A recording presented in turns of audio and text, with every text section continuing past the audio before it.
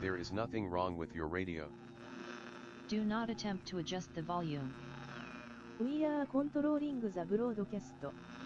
For the next hour we will control all that you hear. You are about to experience the knowledge and insights of the Media Mothership. All right, welcome to Media Mothership here on Edge Radio 99.3 FM. This is Media Mothership back from a 2-week hiatus. We were doing some adventuring over into the wild blue yonder of the United States of America, attending the Lit RPG convention, checking out the fantastic work of a number of Australian authors that are creating some incredible Lit RPG work over there. We've interviewed many of them before on the show. Check out some previous episodes where we had Rhino from the Colony series, Travis from He Who Fights with Monsters, Haylock from Heretical Fishing, and a bunch of other great Lit RPG authors over there in the US doing some great work. We'll bring some content from that in the future. In the meantime, today's show, as always, is exploring how media shapes our understanding of the world around us. I'm your host, Craig, and we'll be bringing some really interesting news and discussion throughout today's show as we dive into some funky, interesting news material.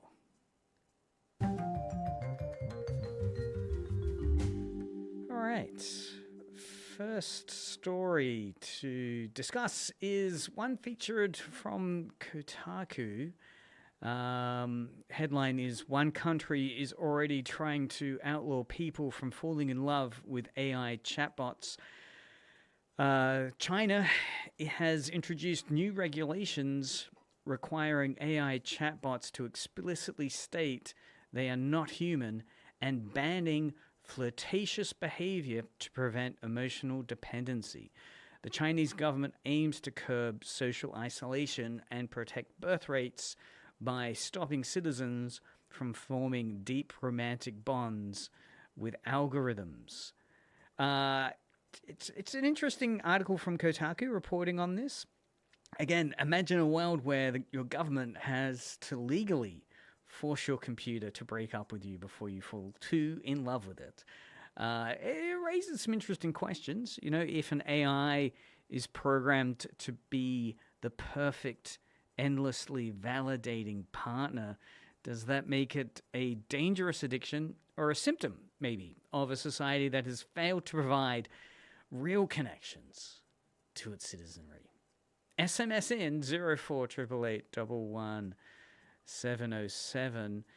An interesting detail from this article in Otaku reporting on the Chinese government's attempts to outlaw people falling in love with AI chatbots is that while some rules mirror US laws and Australian laws that are addressing AI chatbot use, China's approach is much more comprehensive.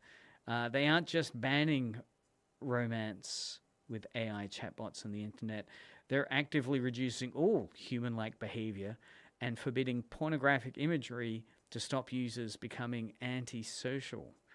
It's a fascinating story. I mean, it does highlight that growing tension between commercial AI designs and social stability, particularly in the context of China. Companies, on one case, are trying to profit by making bots as human-like and affirming as possible. And obviously that's to keep us engaged. We've reported on many, many cases of AI being used to create that engagement through warm dialogue. But governments are now stepping in to say that perfect digital companions are actually a public health crisis that threatens real-world family structures. So that's the discourse coming out of China at the moment. A really fascinating government top-down effort to address concerns around AI humanism, I guess. And following on from that, equally, another article framing this idea of how AI is changing human behavior. So moving from China moving to restrict emotional attachment to AI companions, to an article coming out from IGN.com. Researchers accidentally discover an extremely unusual ChatGPT user. The article's headline, amusingly, is ChatGPT fiction prompt researchers. So these are researchers doing research on prompts used with LLMs like ChatGPT. Anyway, these researchers have accidentally stumbled upon a super user who repeatedly requests story featuring pregnant characters from Doki Doki Literature Club. So this article basically is a fascinating deep dive into how researchers who have studied how people are using AI to write fiction. So these are people who are writing fictional stories and using AI just to quickly get those stories done and put up on the internet. Anyway, these researchers have stumbled across an obsessive user who generated hundreds of stories about pregnant characters from the Japanese fictional series Doki Doki Literature Club. And Doki Doki Literature Club is a popular visual novel out of Japan. Anyway, this super user was part of a small group responsible for the majority of AI-generated fiction in a data set of over 500,000 conversations. So while it was being able to track over 500,000 conversations, it revealed a small cabal of super users, and amongst the super user was this one even more prolific fan fiction writer that was doing stories of characters from Doki Doki Literature Club becoming pregnant. Three interesting main points, I guess, coming out of the article is that 34% of all ChatGPT conversations in the study were for fiction, with fan fiction and erotica making up most of it. Of this, a tiny 2% of the users created 80% of the AI fiction prompts. So of the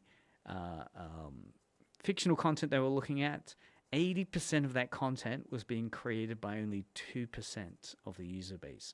And this included the infamous, hugely prolific DDLC, Doki Doki Literature Club, pregnancy fanfic superfan. Many prolific users fall into two categories, the article goes on to say. You've got the infinite story demanders. So these are fiction that's been created basically repeating the same story endlessly, so like a 80s sitcom. And then the second prolific user category are the story cyclers.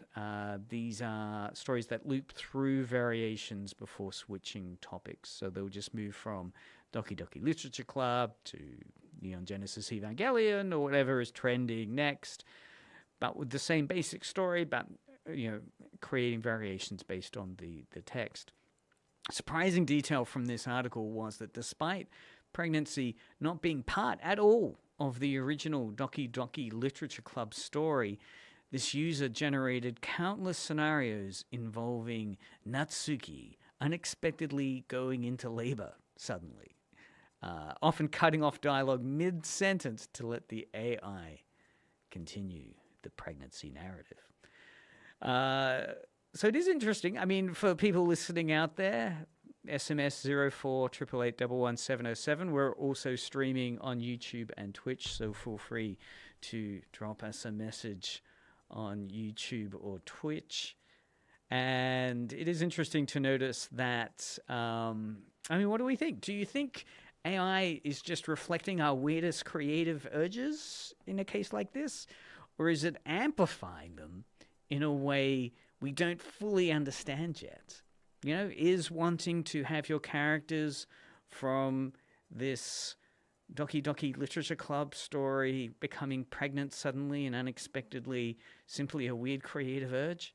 Or is it amplifying this bizarre narrative fan fiction that's not in the core text in ways we're not fully understanding, right? Is that amplification going somewhere that we don't understand? Particularly bizarre given that of all the content they were looking at in this prompt research project, 80% of all the fiction stories they had were created by only 2% of the user base. So again, we're talking about the fact that this research revealed super users, super creators who are overwhelmingly creating most of the content.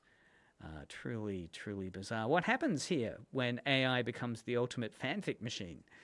And also, I guess, what happens when one user can't stop asking for stories about pregnant anime girls? I don't know.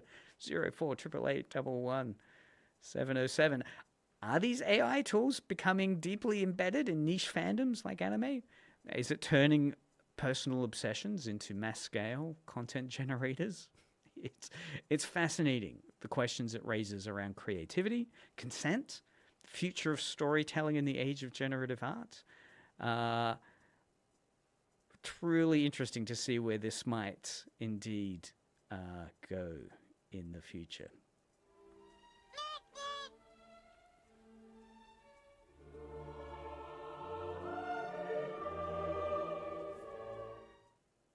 Yes, following on from that story, IGN today have reported Elon Musk claims that before the end of 2026, Grok will make a full-length AI movie of the Odyssey that is historically accurate and true to the art of Homer.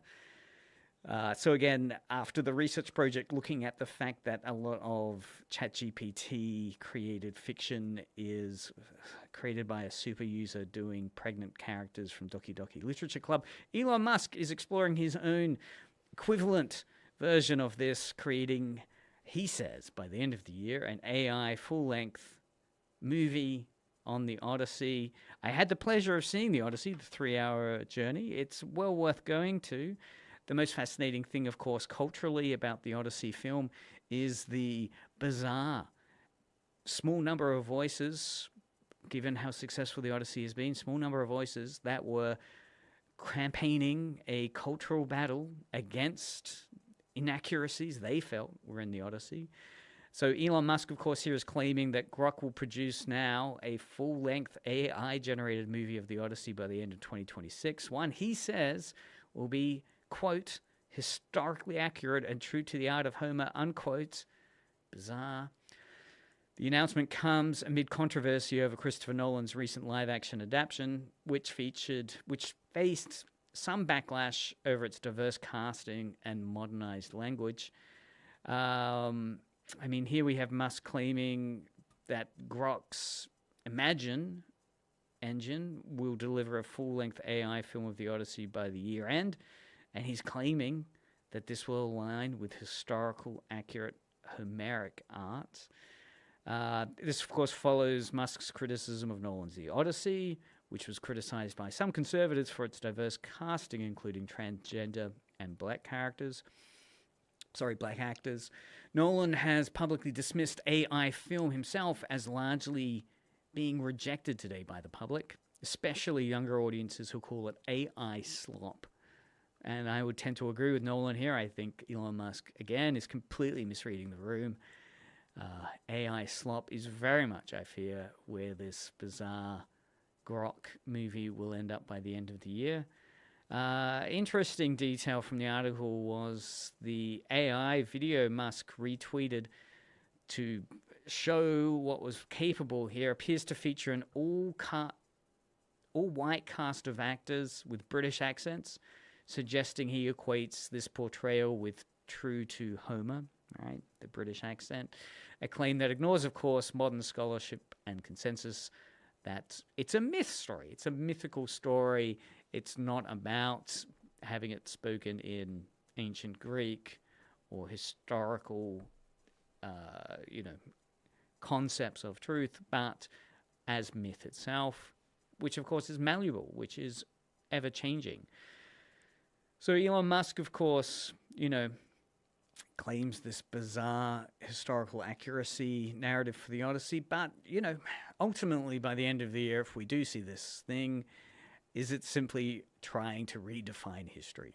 just rewriting it to fit a political story rather than genuine mythic storytelling. What do we think? Do we think AI-generated movies can ever truly capture the spirit of an ancient epic like the Odyssey? Or is it just another tool that we're going to have this grok movie thing pushing a particular cultural agenda from Musk? Be fascinating to see where that goes. But again, well worth checking out Elon Musk's bizarreness. But check out Nolan's fantastic film, The Odyssey.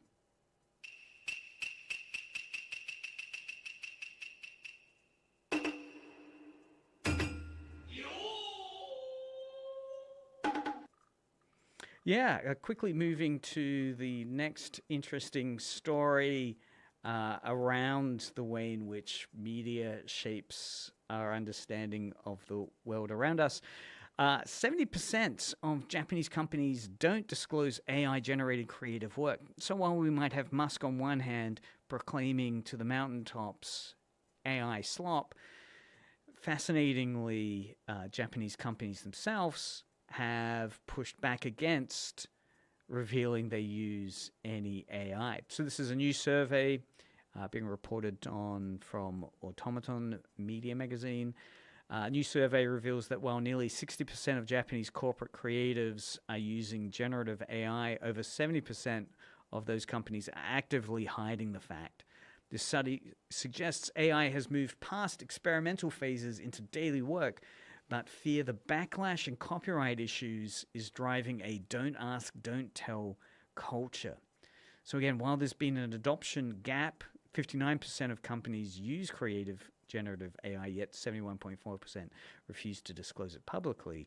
There is that main fear that the top reason for secrecy are copyright concerns, 32.5%, and a lack of clear industry standards, 24%.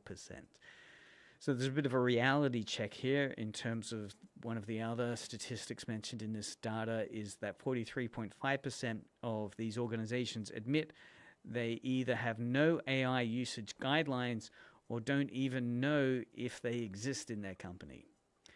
Surprisingly, it's not just about the final product. 61.75% of respondents said AI is already influencing internal creative decision-making, meaning the AI is helping decide what gets created, not just how it looks.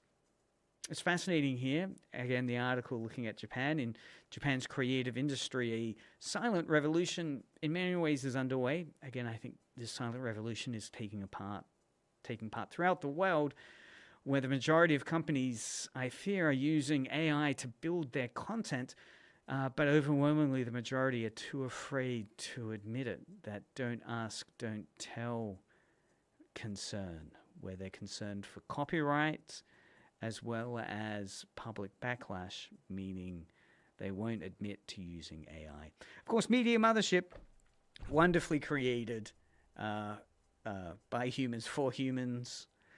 But, it's a question worth asking. If you found out your favorite game, your movie, your TV show was partially made by an AI, but the studio never told you about it, would you feel betrayed? Or would you honestly not care as long as the final result was good enough? SMS in 0488811707, or feel free to jump on the chat at Twitch or YouTube on Media Mothership.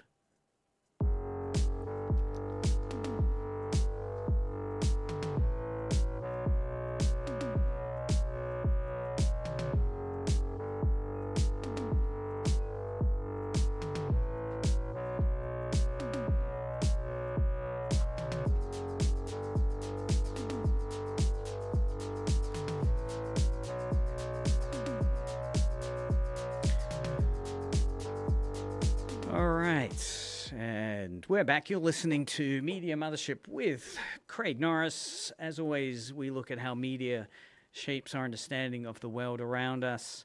And we're covering some really fascinating stories around the ideas of media content creation, and particularly, of course, the impact AI is having on today's society and the ways in which it gets created.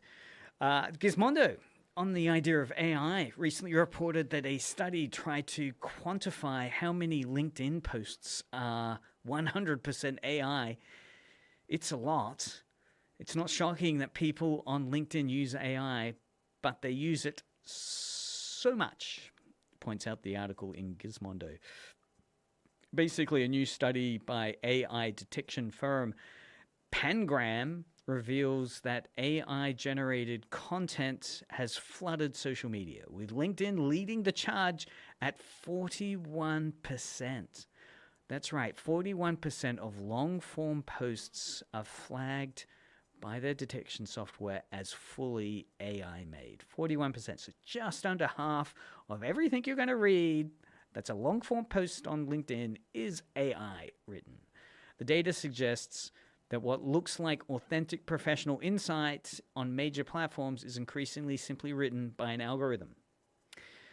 So 41% again of this long-form posts and 30% of short-form content on LinkedIn are flagged as 100% AI generated with zero, apart from the prompt, human involvement. This far exceeds any other platform that's creating social media content. What's interesting here, the article points out, is this human illusion, particularly on Twitter or X.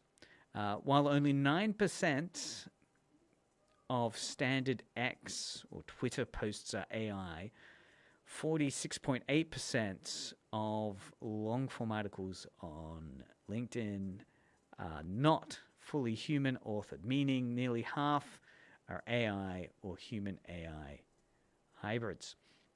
On Reddit and Substack, these are considered a little more as outliers within this research, trying to first find how many posts are actually AI written.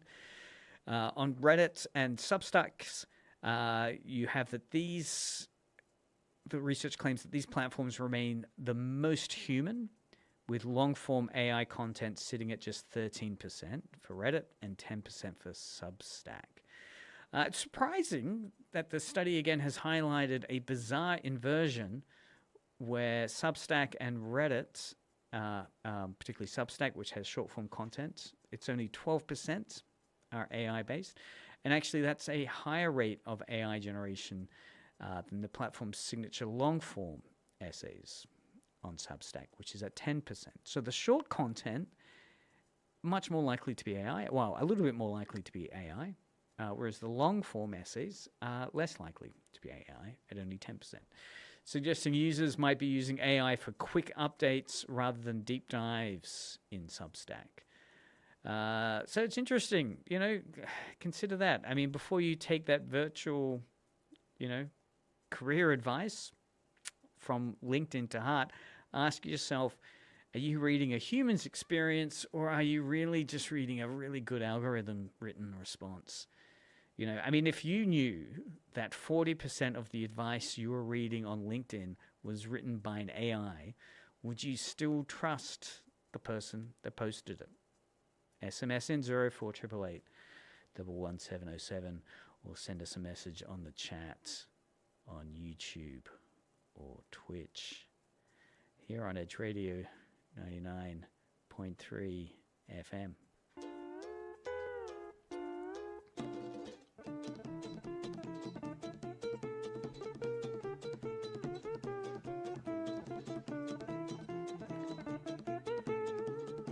All right. Well, before we move away from AI, one last AI story from PC Gamer that just came out 6 hours ago, which really fascinated me.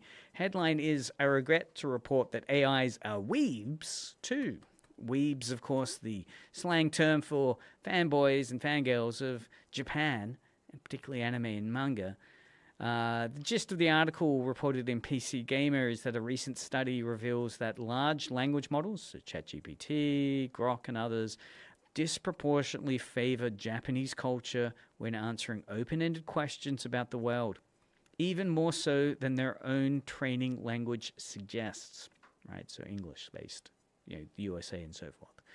This bias appears to be amplified during the instruction tuning phase of AI development. So as the AI is being made and trained on various huge amounts of data, it seems to be creeping into that training is a bias towards Japan and Japanese culture.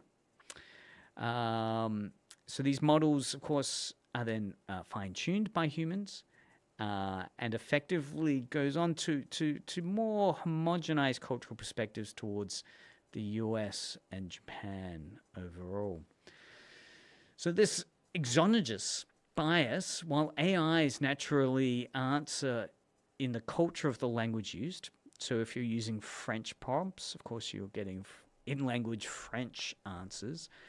When they reference other countries, so when you're referencing the experience of countries outside your geolocation that the AI is responding to, so if you're asking questions more broadly about the world around you or what happens in other countries, so not the country you're living in that the AI knows about, it's going to defer to Japan as overwhelmingly its favorite choice to define its answer as what's happening on the rest of the world. So it appears in the models they were testing, in 6 out of the 8 models, this Japan bias was showing up. Again, the article points out that this is a tuning problem. The bias isn't just in the raw data, it gets worse after instruction tuning. Researchers found that fine-tuning models to be helpful actually strips away diverse cultural references, funneling answers towards just the USA and Japan. So the article refers to this as the weeb effect. The study suggests that as the internet becomes more dominated by AI, the long-standing human tradition of fetishizing Japanese media, I guess those lolicon anime fanboys, so this fetishizing of Japanese media is being automated and amplified by the machines themselves. So again, it wonderfully reverberates into that early story we had of ChatGPT researchers discovering Doki Doki Literature Club pregnancy fanfiction. Again, a sub-example of the weeb effect that's occurring via AI. And the fascinating thing here being that, the amount of, I guess, 4chan, Reddit, chat content that's around manga and anime and Japanese culture has meant that this is becoming an automated environment, amplified, so the amplification of this existing data set by the machines themselves, deferring to Japan or the USA as kind of global norms when it's asked for questions beyond your country of origin.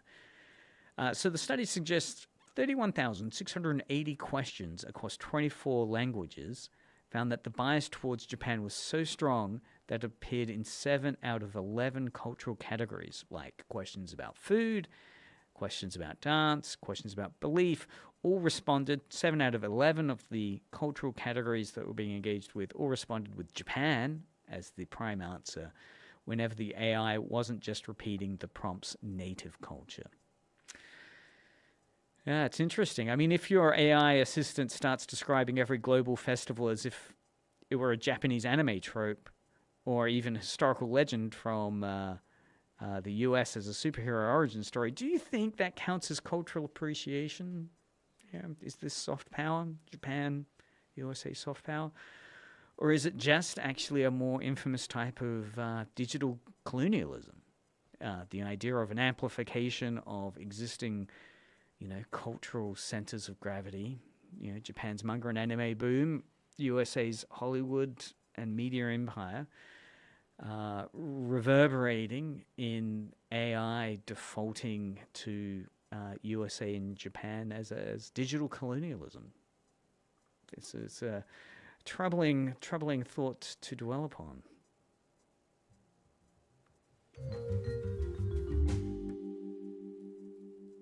Okay.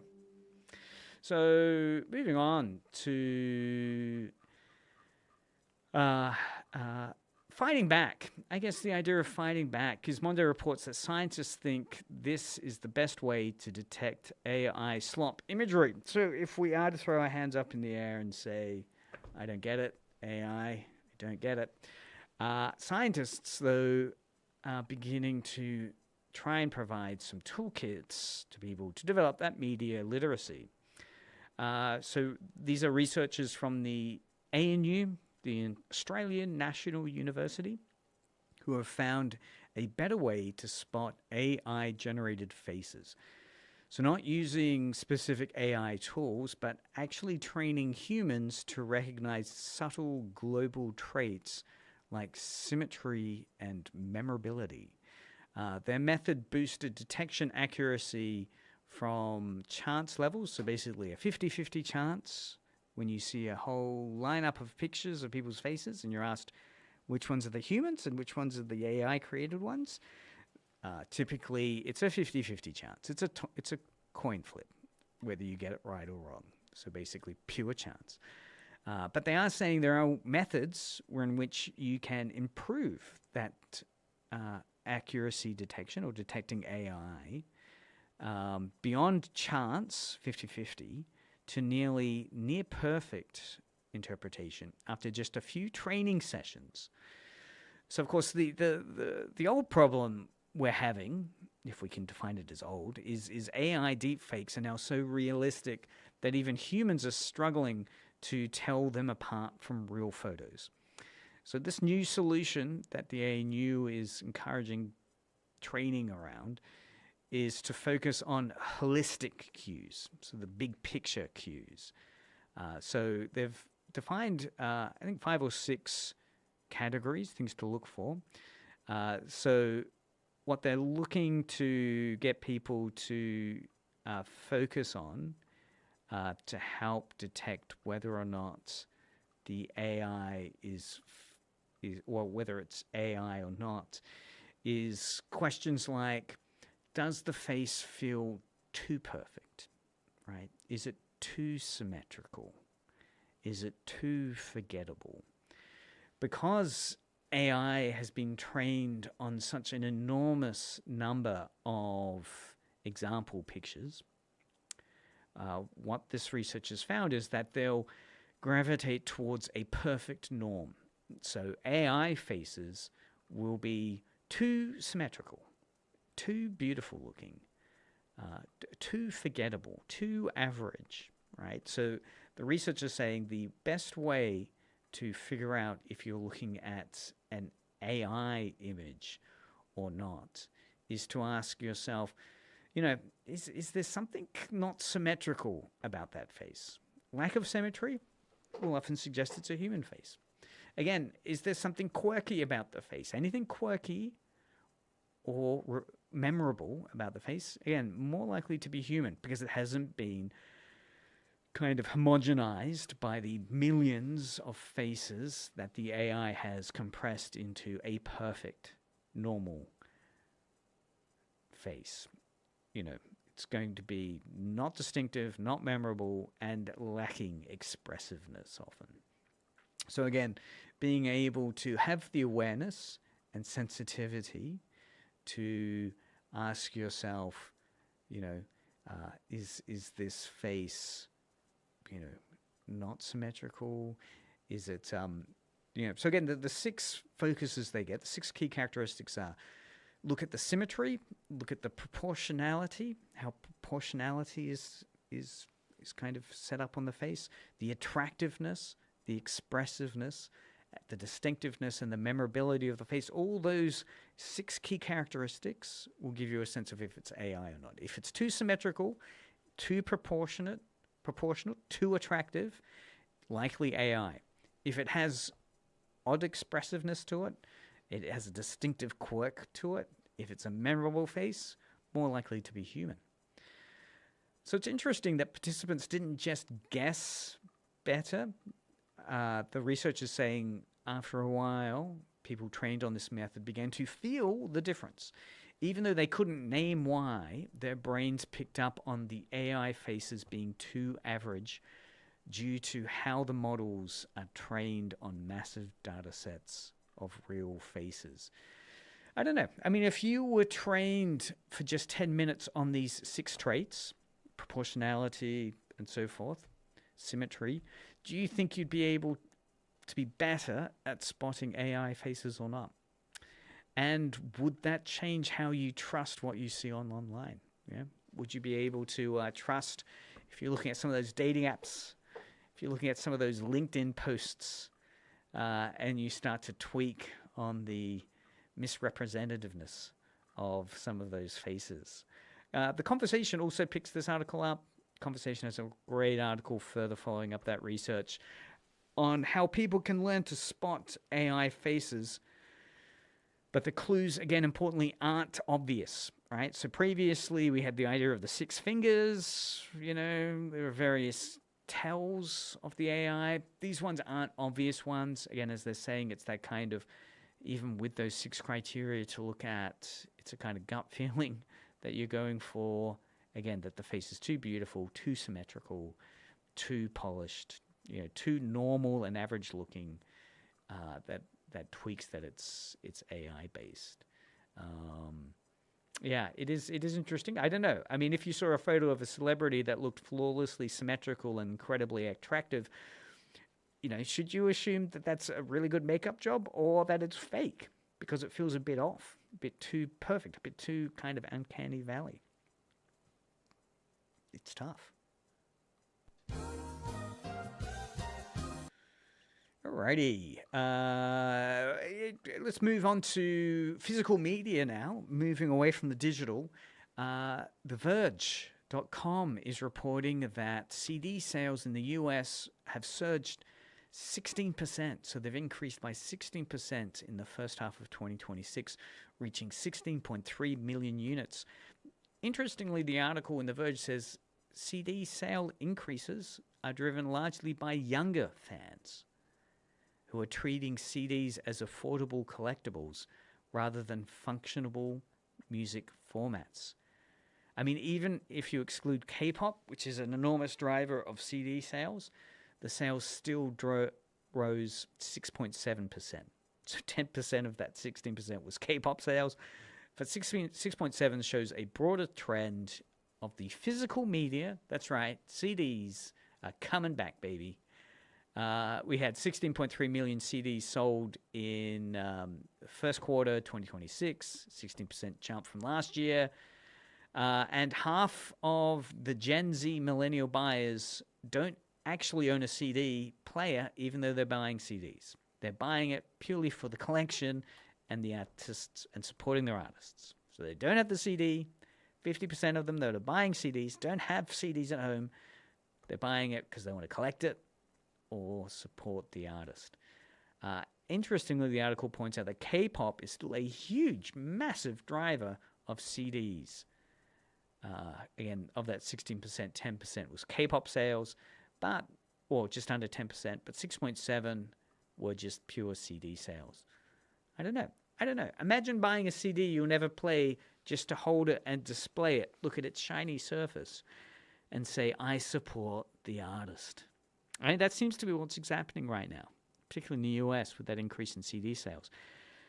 Do you think buying a CD without a player is a smart way to support an artist? Or is it just a trendy form of fashion? I don't know. I mean, maybe people will be wearing CDs next. I've seen a lot of people use them to get rid of birds from their backyard. Yeah.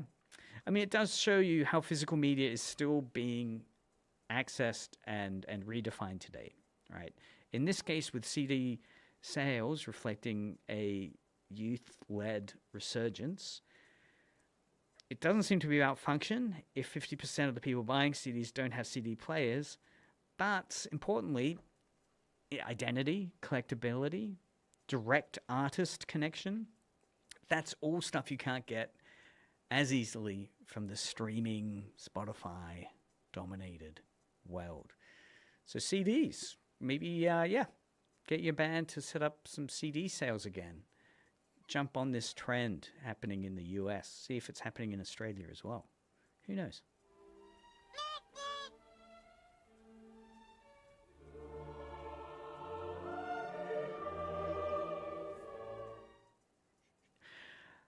On physical media, Sony, of course, recently announced that they're ending physical PlayStation disc production. Really dramatic contrast to the fact that CD sales are on the upswing. They're increasing. Fascinating to see that Sony has decided they're no longer going to be producing physical discs for their video games. And they're shutting down legacy digital stores as well. Entities like the Video Game History Foundation, so this is an article out of Games Radar, where they've reported the Video Game History Foundation are arguing that this isn't the disaster preservationists feared, as they've long relied on piracy and digital patches rather than discs. So it's fascinating to consider that piracy is what's saving the heritage, and in some ways maybe pirates are custodians of these games once they disappear from being maintained by their companies. But the article does point out the real crisis remains the industry's refusal to grant museums legal rights to preserve digital-only games. So it leaves the future of access to titles like GTA 6 in limbo without the agreement of industry to give museums legal rights to preserve digital-only games. So while preservationists aren't panicking, museums already know discs are unreliable because most modern games require day one patches, meaning the shrink-wrapped version of the game isn't going to be the game people actually end up playing. The real enemy identified in the article is the law.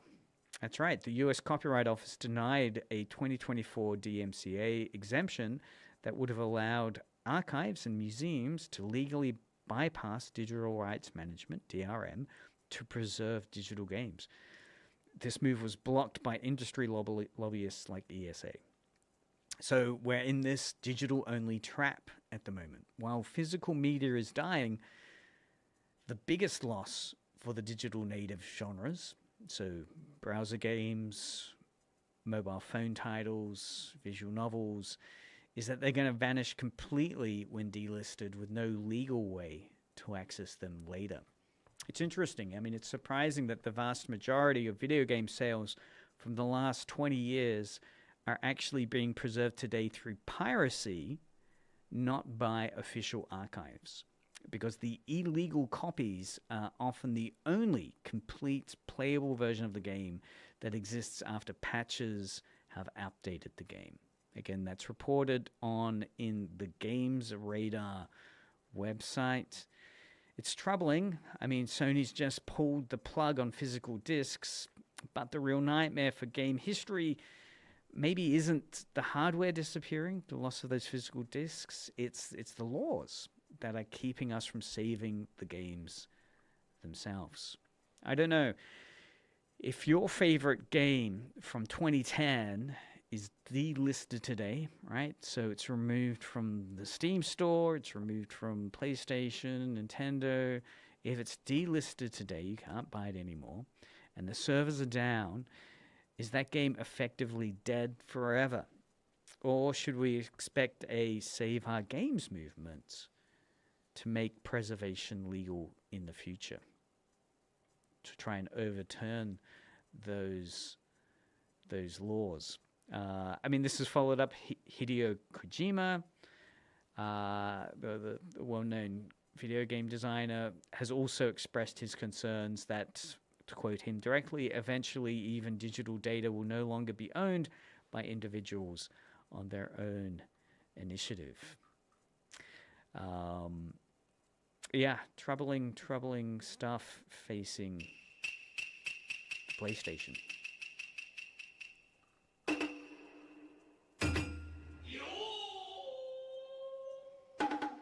And it's interesting, Games Radar also have been following this story more closely. Another article from them talks about how a former PlayStation executive, Sean Layden, has warned that Sony can no longer replicate the PlayStation 2's massive success because modern semiconductor costs and AI-driven demands prevent the deep price cuts that once fueled console adoption.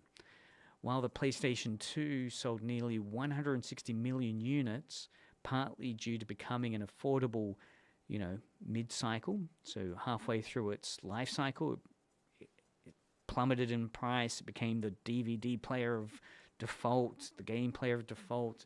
It was so cheap to buy. Sadly, today's hardware prices are stuck in high cost, right? The cost of RAM is not lowering. In fact, many current game consoles, even though they've been out for a few years, are increasing in cost as RAM and other memory goes up. So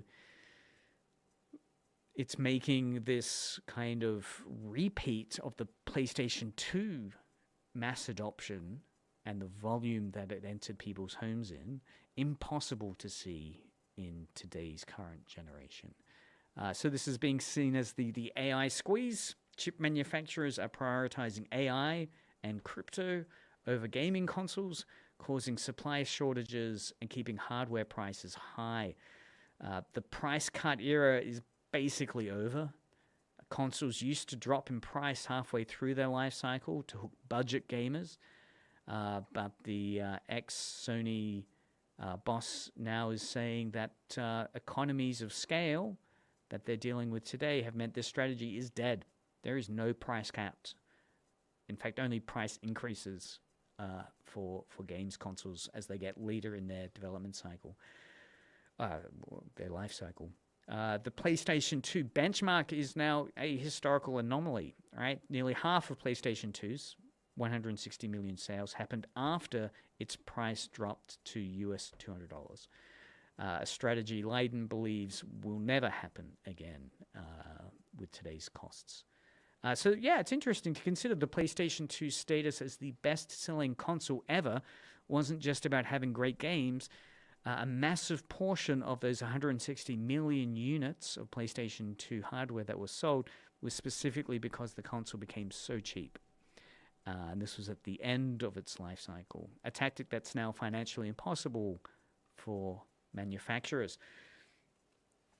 What do we think? If the next generation of consoles never sees a price drop and stays locked at a premium price point or higher, do you think we'll see a shift back to, I don't know, like old PC gaming or a rise in cloud-only services as the only affordable alternatives? I'm not sure where the affordable alternatives are in this game space today.